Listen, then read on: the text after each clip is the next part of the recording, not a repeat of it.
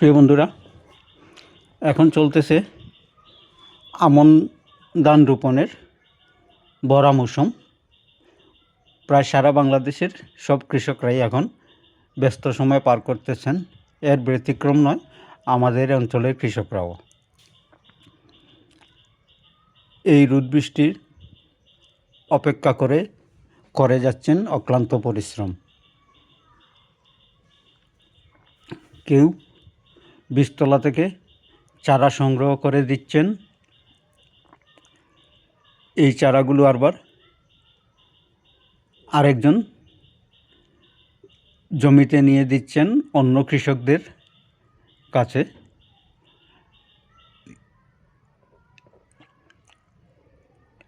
এই দেখুন, জমিতে চারাগুলো এনে দিচ্ছেন, আরবার অন্য কৃষকরা এই চারাগুলোই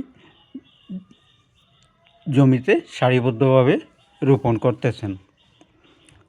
প্রচণ্ড রোদ বৃষ্টি অপেক্ষা করে যাচ্ছেন ওনারা এই অক্লান্ত পরিশ্রম, শুধুমাত্র আমাদের এই প্রিয় দেশ, প্রিয় মাতৃভূমি বাংলাদেশকে খাদ্যে স্বয়ংসম্পূর্ণ করার লক্ষ্যে।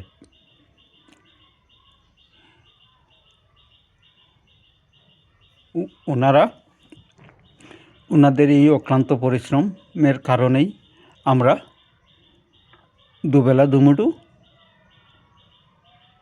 খেয়ে বেঁচে আছি এই পৃথিবীর বুকে। তাই আমরাও ওনাদের সবার জন্য একটু দোয়া আশীর্বাদ করি, যাতে ওনারাও বেঁচে থাকে, ওনাদের মুখেও যেন শেষ হাসিটুকু ফুটে, ওনারা যেন ওনাদের এই কষ্টের ফসলের সঠিক মূল্য পায়, ফসলটি যেন ভালো হয় এবং এর মূল্যটা যেন ওনারা সঠিক পেয়ে থাকেন।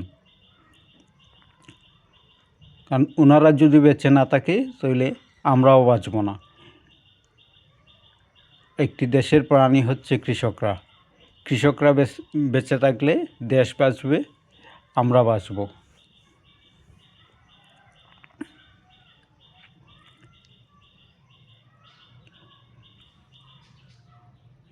যে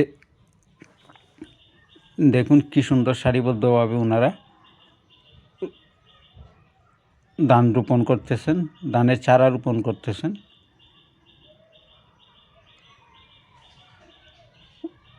ওনাদের কষ্ট যাতে বিফলে না যায়। আর ওনাদের সুন্দর একটি টিম আছে। ওনারা এই আমাদের অঞ্চলে বলে কিয়ার, 30 শতকে হয় একটি কিয়ার।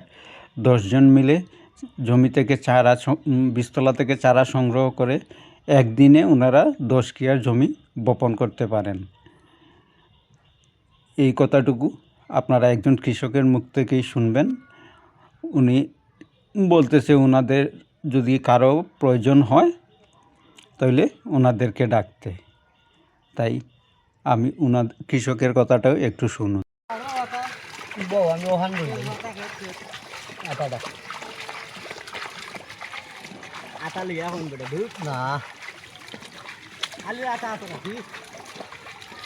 আসসালামু আলাইকুম ভাইয়ান, আমি সবিউর রহমান বইয়ার, গ্রাম কুমারপাড়া, কৃষক। আমরা 10 জন ভাই 10 কিয়ার হইতাম বাড়ি আলি হইয়া।